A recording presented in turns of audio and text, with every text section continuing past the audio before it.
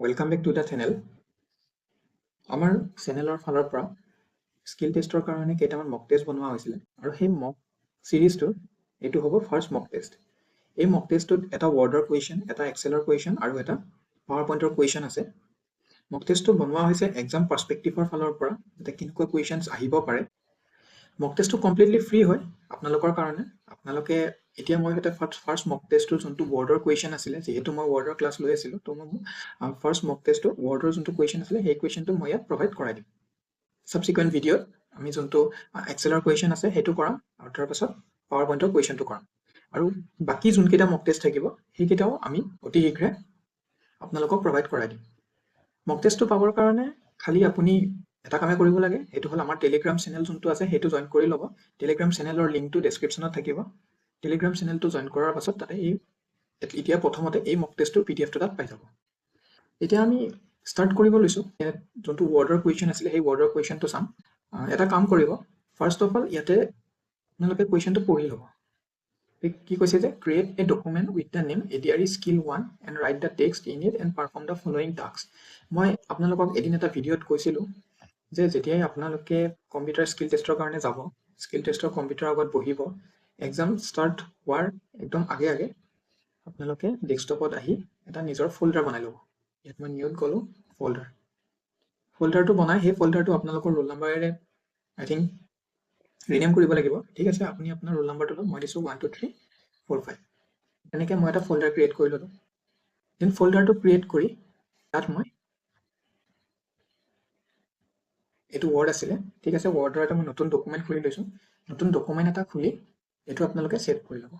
তো এটা ফাৰ্ষ্ট কুৱেশ্যনটো দিছে যে ইয়াতে এটা পেৰাগ্ৰাফ দিয়া আছে, মই জুমত কৰি দেখুৱাই দিছোঁ। ইয়াত এটা পেৰাগ্ৰাফ দিয়া আছে, এই পেৰাগ্ৰাফটো আপোনালোকক ৱৰ্ডত টাইপ কৰিব দিছে আৰু টাইপ কৰাৰ পাছত ইয়াতে কেইটামান কুৱেশ্যন আছে, সেই কুৱেশ্যন কেইটাৰ এনচাৰ কৰিব দিছে আপোনাক। আৰু এটা কথা ইয়াত চাব, ইয়াতে যেনেকৈ পেৰাগ্ৰাফটো লিখা আছে, যেনেকৈ এই টেক্সট বক্সত আপোনালোকে দেখিছে weaving as an art during Ahom rule বুলি, এই গোটেইখিনি যেনেকৈ আছে তেনেকৈ লিখিব লাগিব। যেনেকৈ এইটো বোৱা কটা, এইটো আণ্ডাৰলাইনো আছে আৰু এইটো বল্ড লেটাৰটো আছে। দেন বৰ ৰজা ফুলেশ্বৰী, এইটো বল্ড হৈ আছে। তো তেনেকৈ আৰু এটা দেখিছে এইটো কোবটছ কাপৰ ৱৰ্ডটো ইটালিক হৈ আছে, তো তেনেকৈ লিখিব লাগিব। তো তাৰ কাৰণে আমি এতিয়া কি কৰিম, আমি সেই যোনটো পেৰাগ্ৰাফ আছিলে আমি সেই পেৰাগ্ৰাফটো ইয়াত টাইপ কৰিব লাগিব। তো এতিয়া মই ইয়াত পেৰাগ্ৰাফটো টাইপ কৰি ল'লোঁ, ঠিক আছে, পেৰাগ্ৰাফটো টাইপ কৰিলোঁ। যদিও পেৰাগ্ৰাফটো টাইপ কৰিলোঁ, মোৰ এটা ৰৈ গ'ল যে এইটো যে weaving as an art during Ahom rule, এইটো মই এটা টেক্সট বক্সত ভিতৰত লিখিব লাগিব। তো তাৰ কাৰণে মই মোৰ ডকুমেণ্টটোত যাম। যিহেতু মোক আকৌ ফাৰ্ষ্টতে লাগে, মই দুবাৰ এণ্টাৰ কৰি দিলোঁ। দেন মই ইয়াত ফাৰ্ষ্ট টেক্সট বক্স এটা ইনচাৰ্ট কৰি ল'ম। তাৰ কাৰণে কি কৰিম, ফাৰ্ষ্ট অফ অল মই যাম ইনচাৰ্টত। ইনচাৰ্টত যোৱাৰ পাছত আমি যদি ৰাইট ছাইডৰ ফালে আহি থাকোঁ, দেন আমি দেখিম টেক্সট বক্স। টেক্সট বক্সত ক্লিক কৰিলোঁ। টেক্সট বক্সত ক্লিক কৰাৰ পাছত ইয়াতে different type of text box আপোনালোকে দেখিব, কিন্তু যিহেতু আমাক জাষ্ট এটা হেডিং দিবলৈহে টেক্সট বক্স লাগে, তো আমি চিম্পল টেক্সট বক্সত ক্লিক কৰি দিম। দিয়াৰ লগে লগে এনেকৈ আহি গ'ল, দেখিছে। ইয়াতে এতিয়া ভিতৰত আপুনি লিখক, কি আছিলে, weaving as an art during Ahom rule হ'ল, লিখিলে। এতিয়া টেক্সট বক্সটো আমি এই যেনেকৈ কুৱেশ্যনত আছিলে, কুৱেশ্যনত এনেকৈ আছিলে, অলপ দীঘল আছিলে, দেন এইটো মাজত অলপ ষ্টাইলিছ ভালকৈ আছিলে। তো আমি সেইটো কৰিম, আমি এইটো ওপৰলৈ লৈ যাম, এনেকৈ লৈ গ'লোঁ। লৈ গৈ আমি ভিতৰৰ গোটেইখিনি চিলেক্ট কৰি ল'ম। চিলেক্ট কৰি আমি এইটো ডাঙৰ কৰি দিম। ডাঙৰ কৰিব লাগিলে কি কৰিব লাগে, কণ্ট্ৰল শিফ্ট আৰু ফুল ষ্টপটো যে আছে, ফুল ষ্টপ বাটনটো দবাব, দেখিছে, হৈছে। এতিয়া এইটো যদি আমি ৰিএৰেঞ্জ কৰিব লাগে, তেতিয়াহ'লে এই মাউচ কাৰ্চাৰটোৰে যেতিয়া আপুনি টেক্সট বক্সটোৰ ওপৰত এনেকৈ লৈ যাব, তেতিয়া দেখিব এই ছাইডত ল'লে এনেকৈ দেখিছে এৰ'টো, ডাবল হেডেড এৰ', এইটো এইফালে পুল কৰক, এনেকৈ পুল কৰক, এইফালেও কৰক। এতিয়া এইটো আৰু ডাঙৰ কৰিব পাৰি। তো তাৰ কাৰণে মই আকৌ চিলেক্ট কৰি ল'ম, চিলেক্ট কৰি কণ্ট্ৰল শিফ্ট আৰু ফুল ষ্টপ যদি প্ৰেছ কৰে এইটো ডাঙৰ হৈ যাব, হৈ গ'ল। তো এতিয়া হ'ল, এতিয়া কেনেকুৱা হ'লনে তেনেকুৱা যোনটো কুৱেশ্যনত আছিলে। এতিয়া এই যোনটো বাউণ্ডাৰীটো দেখিছেনে, ইয়াতে অলপ ঠিক হৈ আছে, ডাঙৰ হৈ আছে বাউণ্ডাৰীটো আমি ডাঙৰ কৰিব পাৰোঁ। যদি ডাঙৰ কৰিব লাগে কি কৰিম, আমি ফাৰ্ষ্ট এই টেক্সট বক্সটো চিলেক্ট কৰিম। চিলেক্ট কৰি ফাৰ্ষ্ট ছেভ ফৰ্মেটত যাম। ছেভ ফৰ্মেটত যোৱাৰ পাছত ইয়াত দেখিছে এইটো ডিফাৰেণ্ট ছেভ ষ্টাইলছ আছে, ইয়াতে ডিফাৰেণ্ট ছেভ ষ্টাইলছ দিব পাৰি। যদি কুৱেশ্যনত যেনেকৈ থাকে তেনেকৈ দিব লাগিব, নিজে দিলে নহ'ব এইটো। মোক এতিয়া অলপ ডাৰ্ক লাগে ন, বাউণ্ডাৰীটো ডাৰ্ক লাগে, তো তাৰ কাৰণে চেভ আউটলাইনটো দেখিছে যে এইটো ক্লিক কৰক, এইটো মোক ক্লিক কালাৰ লাগে, ব্লেক লাগে, চিলেক্ট কৰিলোঁ। এতিয়া মোৰ এইটো ডাঙৰ কৰিবলৈ, এই বাউণ্ডাৰীটো অলপ ঠিক কৰিবলৈ মই কি কৰিম, এই ওচৰত যে এইটো আছে দেখিছেনে, এইটো চেভ ষ্টাইলছত গৈ এইটো প্ৰেছ কৰক। প্ৰেছ কৰাৰ লগে লগে এইফালে ফৰ্মেট চেভ এখন মেনু পাব, তাতে গৈ পেলাই আমাক টেক্সটখিনি চেঞ্জ কৰিব লাগে নে চেভটো চেঞ্জ কৰিব লাগে। যিহেতু টেক্সটখিনি ঠিকে আছে, আমাক চেভটোহে চেঞ্জ কৰিব লাগে, তো তাৰ কাৰণে চেভটো ল'লোঁ। লৈ পেলাই আমি লাইনত যাম, লাইনত গৈ পেলাই ইয়াতে দেখিছেনে উইথ, এই উইথটো 0.75 পইণ্ট আছে যে এইটো অলপ বঢ়াই দিওঁ। বঢ়াই দিলে চাব ইয়াতে এইটো অলপ ডাঙৰ হ'ব, মানে অলপ বেছি ক'লা হ'ব, বেছি ঠিক হ'ব। তো ইয়াতে এতিয়া আমি যদি এইটো এনেকৈ প্ৰেছ কৰি থাকোঁ, দেখিলে হৈ গ'ল। এতিয়া ইয়াত প্ৰেছ কৰোঁ এবাৰ, হৈ গ'ল। তো এনেকৈ আমি এইটো টেক্সট বক্সৰ ডিফাৰেণ্ট ফন্টছ, মানে টেক্সট বক্সত আমি ডিফাৰেণ্ট ষ্টাইলছ দিব পাৰোঁ। তো আমি এতিয়া পেৰাগ্ৰাফটো গোটেইখিনি চাগে আমাৰ কমপ্লিট হৈ গ'ল, ৰাইট। কমপ্লিট হোৱাৰ পাছত এতিয়া আমি কুৱেশ্যনকেইটালৈ আগবাঢ়োঁ। তো পেৰাগ্ৰাফটো কমপ্লিট কৰিলোঁ। পেৰাগ্ৰাফটো কমপ্লিট হোৱাৰ পিছত তললৈকে যাওঁ। এতিয়া ইয়াতে এটা বস্তু চাব, এই কুৱেশ্যনছকেইটা ইয়াত দিয়া আছে।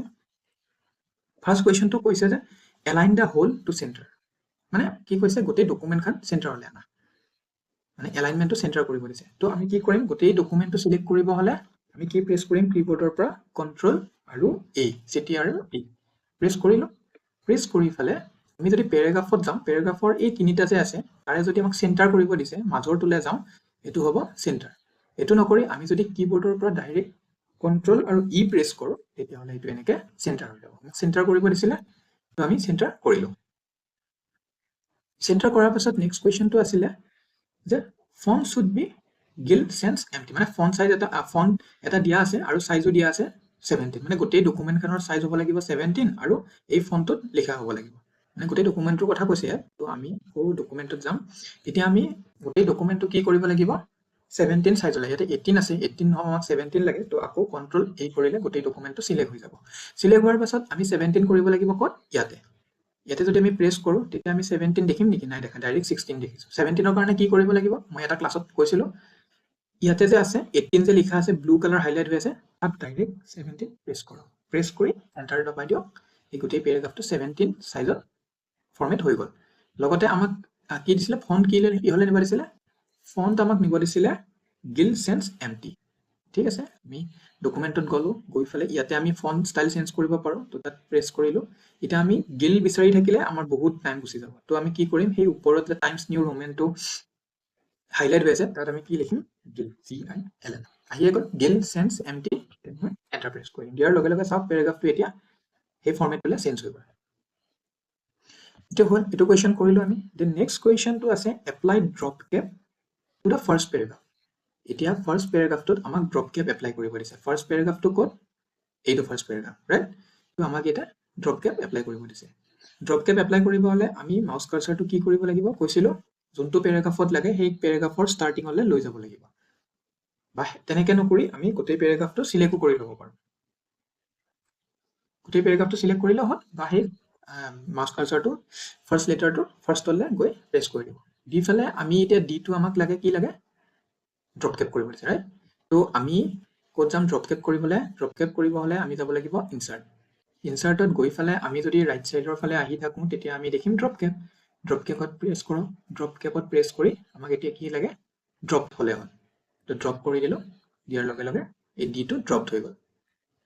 এতিয়া আৰু এটা কথা কৈছিলোঁ, যদি ড্ৰপটো জাষ্ট দুটা লেটাৰত লাগে, মানে দুটা চেণ্টেন্সত লাগে, তিনিটাত লাগে, চাৰিটাত লাগে, তো তেনেকৈ আমি সেইখিনি কৰিব পাৰোঁ। দুটাত হ'লে কি কৰিম, আকৌ ইয়াত আমি ডিটো চিলেক্ট কৰি লওঁ,